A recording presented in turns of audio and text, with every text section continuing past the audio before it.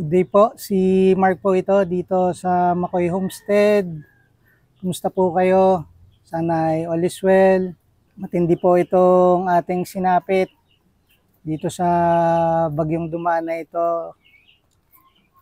Marami ang nawalan ng tirahan or walang makain.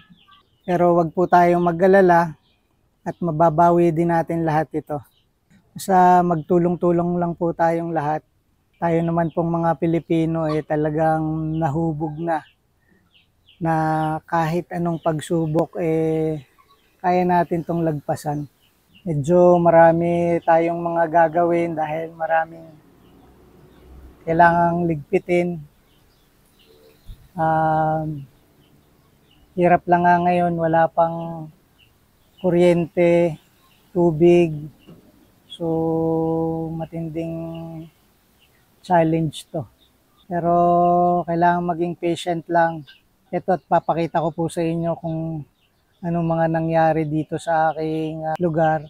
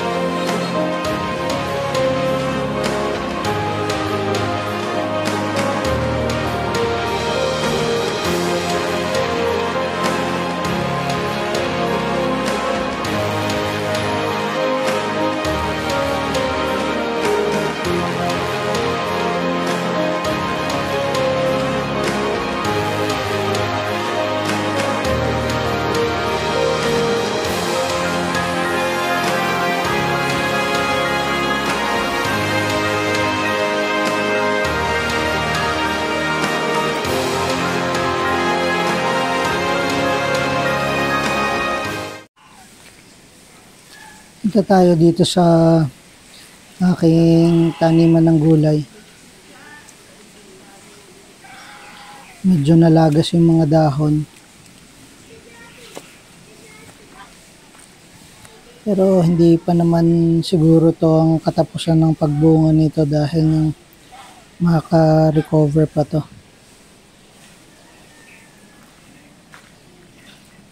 Ayan, natumba yung aking okra. Lalagyan ko na lang to ng support para makatayo ulit.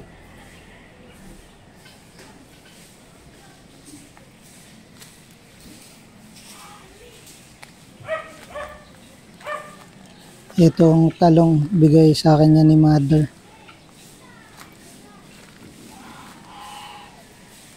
Yung sili, may bunga pa rin. Hindi naman nasira itong mga maliliit sa gilid. Yung mga bunga na to eh. Yun, may natirang patola. Sana makasurvive pa ito.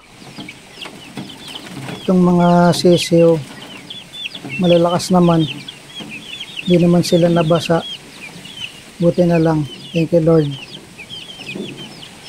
Yun lang talagang kalapate kasi ang expose sa ulan. Kaya marami ang nalaga sa kalapate.